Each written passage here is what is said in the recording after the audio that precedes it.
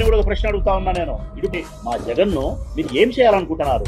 మీరందరూ కలిసి ఏం చేస్తే మేమందరం ఏమైపోవాలనుకుంటున్నారు? మీరు పసుపు చీర కట్టుకొని వారి ఇళ్లకు వెళ్ళి వారికి మోకరిల్లి వారి కుట్రలో భాగమవుతూ వారి స్క్రిప్టుల్లో వారు చెప్పినది మక్కి టు మక్కి చదివి వినిపిస్తూ కుట్రల్లో భాగమవుతా ఉన్న వీళ్ళ వైఎస్ఆర్ వారసులు అడుగుతా ఉన్నాను మీ అందరి సమక్షంలో.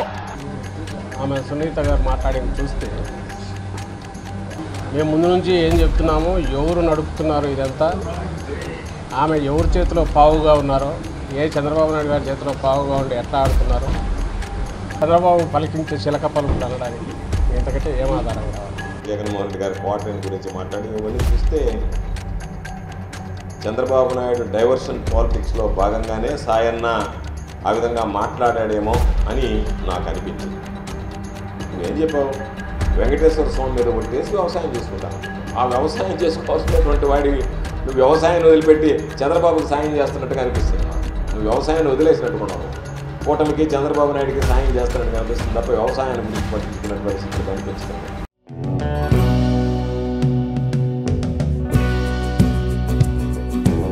Like, share and subscribe to Rajaniti channel.